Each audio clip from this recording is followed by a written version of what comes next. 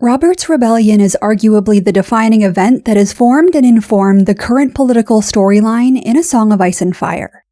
Literally every character's story has been impacted by Robert's victory over House Targaryen, and the instability surrounding the Iron Throne since his death has similarly changed the face of Westeros forever. It's not uncommon to see Robert Baratheon looked at as a usurper of the throne, and clearly plenty of people within the story and reading the story see the Targaryens as the true heirs to the Seven Kingdoms.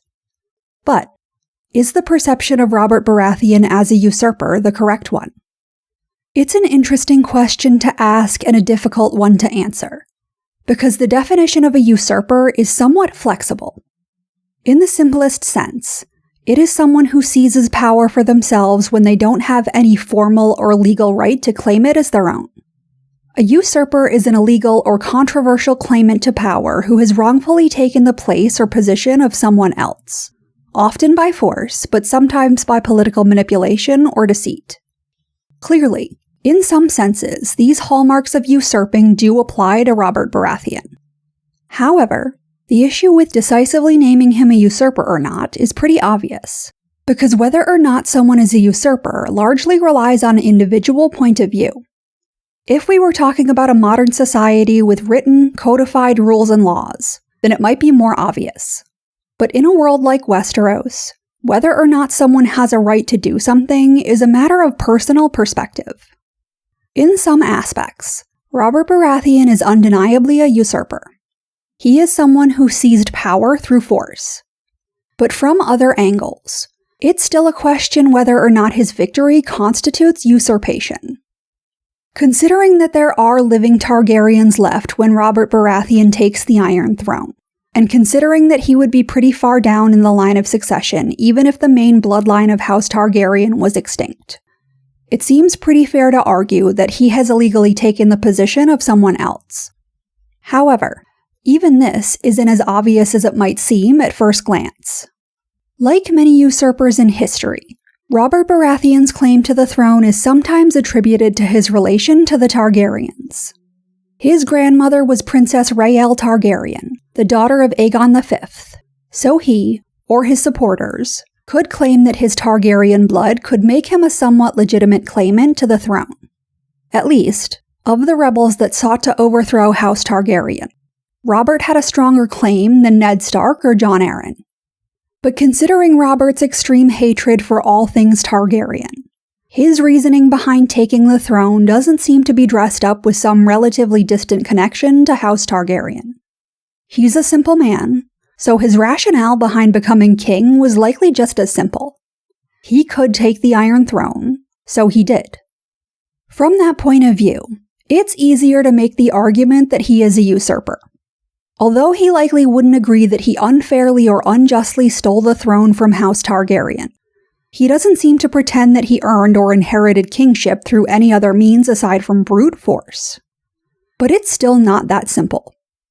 One of the most often overlooked aspects of Robert's rebellion and the Iron Throne's bloodline transitioning from a Targaryen inheritance to a Baratheon one is, while yes, Robert and his allies did rebel against the crown, he and the rest of the rebels were technically betrayed by the crown first.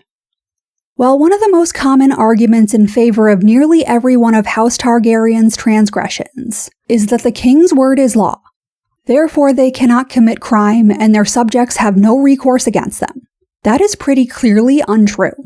And the Mad King's descent into madness is pretty obviously meant to narratively test the boundaries of a king's power. Not only do lords make decisions independently and oftentimes rule their lands almost entirely independently of the crown, but the implication that the king or the royal family could do literally anything without reproach is directly challenged by the entire lead-up to Robert's rebellion. Brandon Stark was pretty justified in his outrage over Lyanna's potential abduction. And while challenging Rhaegar so directly was probably unusual and extreme, the likelihood that he or any one of his companions would have gone to King's Landing and called out Rhaegar for his offenses if it were expected or even remotely acceptable that they might be killed for doing so is pretty much non-existent. The very fact that Brandon and Rickard go to the king to confront him implies that there is a certain social expectation that, at the very least, they'll survive the confrontation. And if social expectations are put onto the king, then that by nature seems to indicate that the king's word is not law, and he cannot simply do whatever he likes to whomever he likes. Ergo, while Robert's rebellion is also self-evidently against the law, it is an action that is only taken in response to King Aerys's already criminal actions. Within that context, it's hard to call Robert Baratheon an outright usurper, because it's pretty indisputable that his seizure of the throne wouldn't have happened were it not for House Targaryen breaking faith with their subjects first. And again, while taking the throne for himself wasn't exactly a requirement to stop Aerys, Robert's rebellion is an interesting exploration of the limits of the king, because for Robert and Ned, they either had to literally rebel or die. This also seems like an intentional limitation challenge that George R.R. Martin wrote into the story as well, because regardless of how absolute anyone wants to imagine the king's power to be, the notion that his subjects should allow themselves to be murdered because that's what their king wants is obviously absurd. But what actually makes the notion of Robert Baratheon as a usurper the most interesting is not that it was a matter of life and death for him, but rather how the Iron Throne was even formed in the first place. Clearly, dynasties can be built in different ways. And, while nearly every major house came to power through some sort of martial force, House Targaryen's rule in Westeros was entirely built on their claim of power by right of conquest. Again, it's an interesting way to build the power structure in Westeros, because while nearly every lord in the Seven Kingdoms is the descendant of some conqueror or invader, the Targaryens take great pride in specifically not being Westerosi.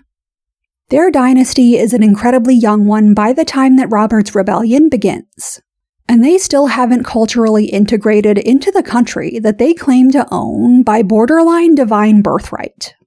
But fundamentally, the Iron Throne, the Union of the Seven Kingdoms, with the notable exception of Dorne, and the Targaryen dynasty is solely built on one thing. They had enough martial power to conquer the continent, so they did. And interestingly, this is what seems to deflate the notion of Robert Baratheon as a usurper more than anything else. Yes, he can make a vague claim to Targaryen heritage, but ultimately that relationship is irrelevant, and Robert does seem to largely treat it as such. Given that there's no love lost between him and his contemporary generation of Targaryens, that isn't very shocking. But his most legitimate claim to the throne is actually the simplest. He had enough power to overthrow House Targaryen, and thus he is the legal heir to the throne by right of conquest. He had enough power to overthrow House Targaryen, and thus he is the legal heir to the throne by right of conquest. This is actually one of the most interesting aspects of the ruling upheaval that occurred during Robert's rebellion that doesn't seem to get the attention that it deserves. Because ultimately, if Robert Baratheon's ascendance to the throne is illegitimate because he defeated House Targaryen on the battlefield, then it's hard to understand how House Targaryen's rule over Westeros or the creation of the Iron Throne could be considered legitimate in the first place. Both of these rulers conquered the kingdoms, and both had to defeat the previous rulers who had governed Westeros prior to their conquest. Ergo, if Robert Baratheon is seen as a usurper, then the entire Targaryen dynasty should therefore be usurpers of the houses that ruled the Seven Kingdoms before Aegon's invasion. This seems like an incredibly intentional narrative setup as well, and it does make a great deal of sense considering where it seems like A Song of Ice and Fire is ultimately going. Game of Thrones ended with Bran Stark's election as king, but the Iron Throne in House Targaryen ceased to exist by the time the story was done anyway. Clearly, the fact that the TV adaptation ended in this way is a pretty solid indication that something similar is coming in the books, but I think that the novels will likely take things a bit further. It seems believable that some of the more culturally cohesive kingdoms might stay united underneath one ruler. But the Westeros that was conquered by House Targaryen has always largely been a collective of very distinct families, lands, and cultures. So it's not hard to imagine a world where the Iron Throne and the effects that the Targaryen dynasty had on the Seven Kingdoms are essentially reset. and more than a few kingdoms declare their independence once again. Ultimately, it's hard to say what Westeros will look like at the end of A Dream of Spring, but it's not hard to envision a conclusion where the Seven Kingdoms looks nothing like the country that House Targaryen conquered. However, regardless of the fact that the Iron Throne will likely be gone and House Baratheon's brief rule will be over, it's pretty undeniable that Robert Baratheon is not a usurper. But what do you think? Can anyone powerful enough to take the throne call themselves king? Or does the Iron Throne only belong to House Targaryen? Leave your comments and opinions below, and if you're interested in more content like this, like and subscribe.